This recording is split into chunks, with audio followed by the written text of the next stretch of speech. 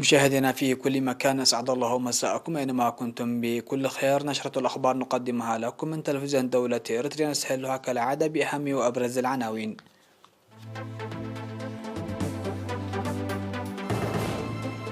إصابة مواطن بفيروس كورونا اليوم.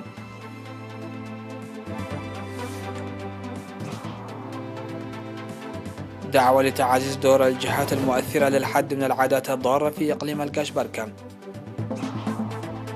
الكونفدرالية الوطنية لعمال إريتريا تعمل لرفع إنتاجية الشباب باكتساب المعرفة المهنية. معطل 16 جنديا في هجوم لجماعة بوكو حرام في النيجر. منح الثقة للحكومة الإيرانية الجديدة التي قدمها رئيسي. وبيانيت يبحث مع مسؤولين أمريكيين كبح نشاط إيران في المنطقة. أهلا بكم إلى تفاصيل النشرة، نستهلها بهذا الإعلام من وزارة الصحة. أعلنت وزارة الصحة بأن الفحوصات المخبرية التي أجريت اليوم 26 من أغسطس في مراكز العزل في أسمرة بالإقليم الأوسط قد أظهرت إصابة مواطن واحد بفيروس كورونا. في غضون ذلك شفي 6 مواطنين كانوا يتلقون الرعاية الصحية في المستشفيات، 5 في إقليم شمال البحر الأحمر وواحد في الإقليم الأوسط. وبهذا بلغ عدد المصابين بفيروس كورونا في البلاد حتى الآن 6636، شفي منهم 6687، وتوفي 37 مريض كورونا، فيما لا يزال 12 مرضى يتلقون العلاج في المستشفيات. وزارة الصحة 26 من أغسطس 2021.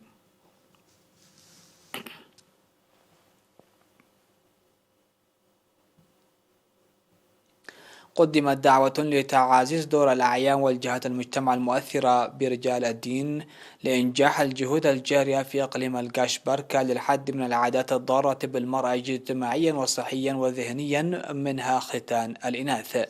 وأشار المدير العام لقسم الخدمات الاجتماعية في الإقليم السيد فرانكو كوبابا في اللقاءات التي نظمت في 16 و23 مع ممثلي المواطنين في مديريات بارونتو وشامبيقو وغونيا وموغولو، أشار إلى تنفيذ برامج تهدف إلى رفع الوعي وتحقيقها تحسن ملموس، إلا أن القضاء التام على تلك العادات الضارة يتطلب القيام بجهود أهلية منسقة.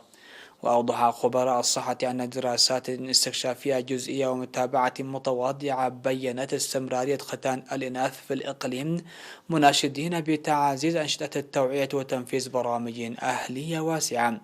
وفي الكلمة الختامية التي ألقاها حاكم الإقليم السفير محمود علي حروي قال فيها إن ختان الإناث يعد عادة ضارة، داعيا لضرورة اتخاذ خطوات عملية منسقة بالتركيز على الإعلان الصادر للحد منها وإدارة وتنفيذ البرامج الصادرة جيدا، وعلى رجال الدين والأعيان ومدراء الضواحي القيام بأعمال جادة تساهم في رفع فهم ووعي مجتمعاتهم، مؤكدا إجراء متابعة جادة وتقييم منتظم للتطورات الطارئة.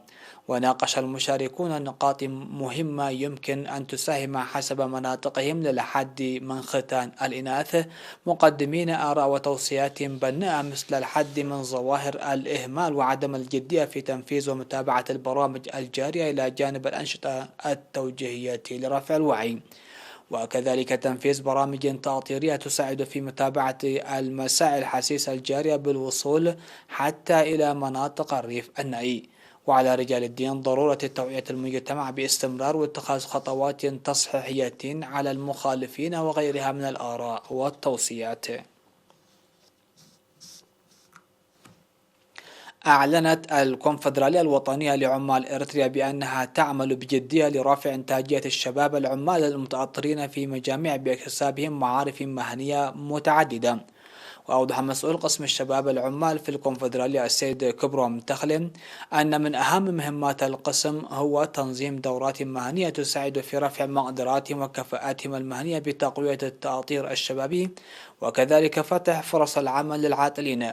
وقال أن مركز التدريب المهني الذي شهدته الكونفدرالية في حاضرة إقليم شمال البحر الأحمر مدينة مصوع يساهم بفعالها في تمتين الأهداف، حيث استطاع حتى الآن تخريج 3 دفاعات بمستوى الشهادة في مجالات الكهرباء وتقنية الحاسوب والإلكترونيات والشبكة العنكبوتية وصيانة الثلاجات والمكيفات، وكذلك أعمال الحداد والنجارة بتقديم دورات تدريبية تتراوح ما بين 6 إلى 8 أشهر.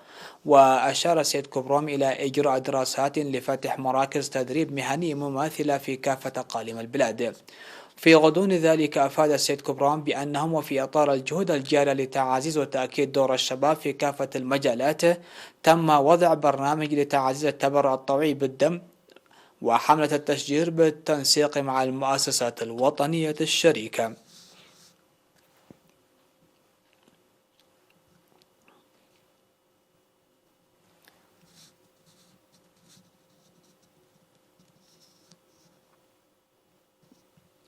نظمت السفارة الإريترية في جنوب السودان سيمينارا في 22 من أغسطس حول الهوية الوطنية الإريترية.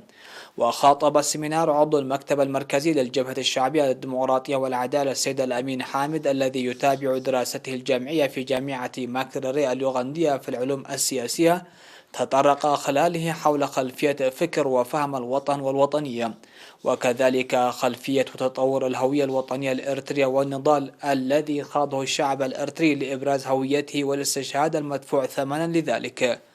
وذكر السيد الأمين بأن الهوية الإريترية مبنية على أسس سياسية نابعة من الوئام الاجتماعي والتنسيق الثقافي، ومرتكزة على أرضية صلبة تكللت بنضال واستشهاد جماعي. وذكر المشاركون أهمية السيمينار مناشدين للدفع بمثل هذه السيمينارات التي تطرح مواضيع وطنية بشكل منتظم، وذلك لما تلعبه من دور بارز في رفع الوعي وتعزيز الفهم المشترك.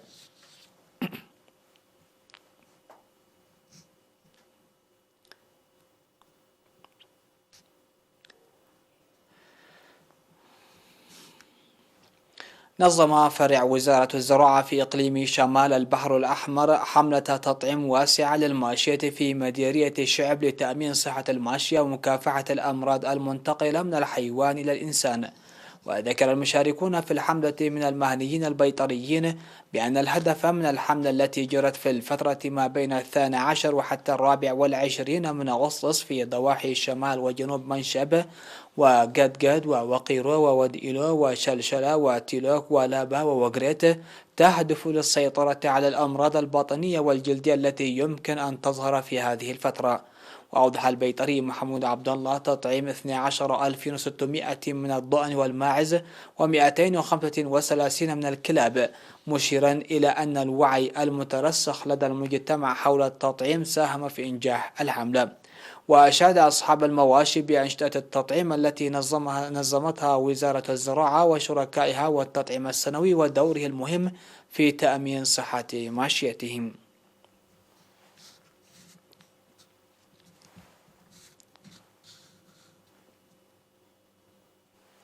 نشرتنا لا زالت مستمرة من الفضائية الإريترية، لكن بعد الفاصل.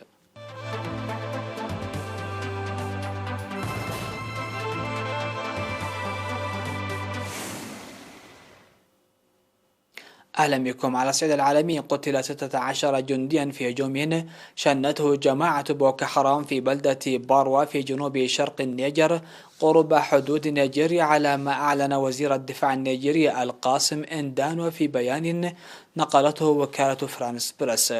وجاء في البيان أنه تعرضت مواقع قوات الدفاع والأمن في باروا في منطقة ديفا لهجوم نفذه مئات من عناصر بوكو حرام قدموا عبر بحيرة تشاد، ما أدى إلى مقتل 16 جنديا وإصابة 9 مجروح وفق حصيلة أولوية.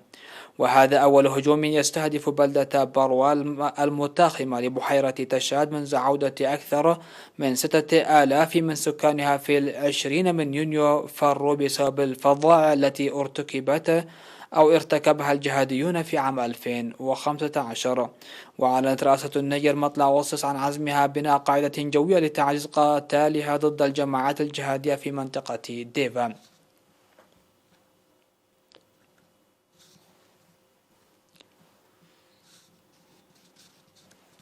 حازت الحكومة الإيرانية الجديدة على الثقة في مجلس الشورى، وتعهد الرئيس إبراهيم رئيسي بالعمل على مدار الساعة لمعالجة التحديات التي يواجهها البلد.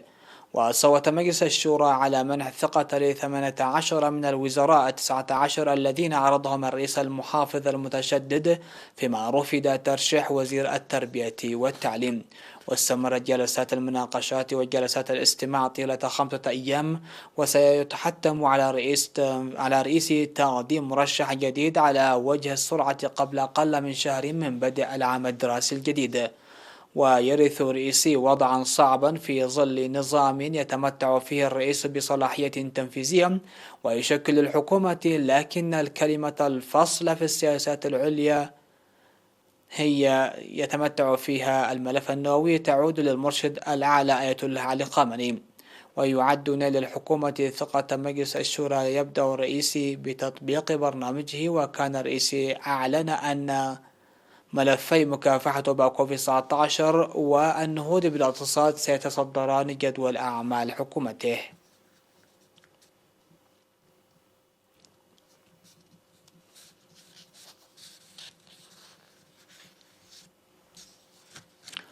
أجرى رئيس الوزراء الإسرائيلي نفتالي بينيت مباحثات مع مسؤولين أمريكيين في واشنطن في أول زيارة خارجية له منذ توليه منصبه، وفي صدارة جدول أعمالها ملف إيران النووي.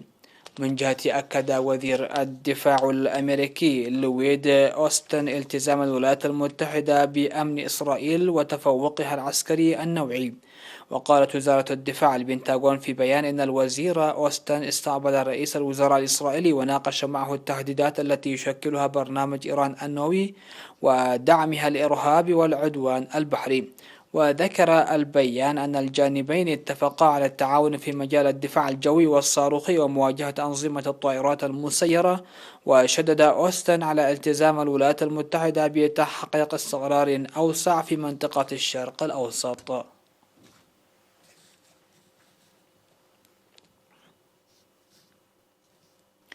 الخبر الأخير في هذه النشرة: تحطمت طائرة مروحية تقل 20 شخصا على الأقل في ولاية هيدالغو المكسيكية في أثناء محاولاتها الهبوط، وكان من بين الركاب إيريك سكرتير الحكومة المكسيكية في ولاية فيبراكزور. وأظهر مقطع فيديو نشر على مواقع التواصل الاجتماعي مروحية تابعة للأمانة العامة للبحرية المكسيكية وهي تحاول الهبوط قبل فقدان السيطرة عليها وسقوطها من علو منخفض.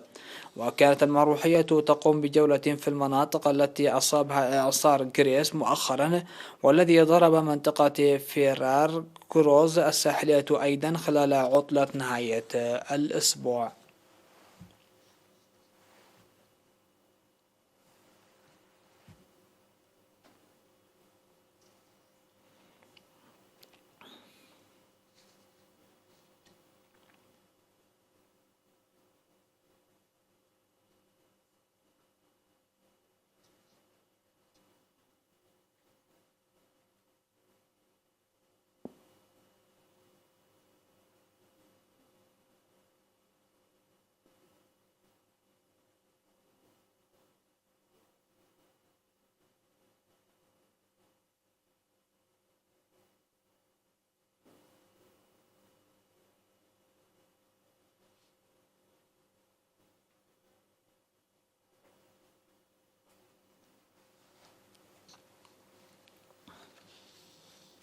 ختاما لنشرة هذا المساء إليكم أبرز العناوين.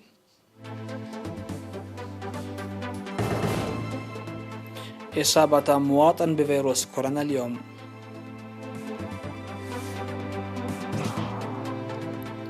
دعوة لتعزيز دور الجهات المؤثرة للحد من العادات الضارة في القشبركة. الكونفدرالية الوطنية لعمال إريتريا تعمل لرفع إنتاجية الشباب باكتساب المعارف المهنية.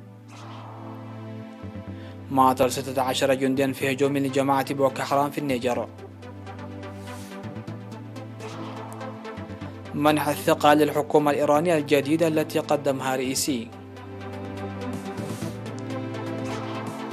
وبنت يبحث مع مسؤولين أمريكيين كبح نشاط إيران في المنطقة.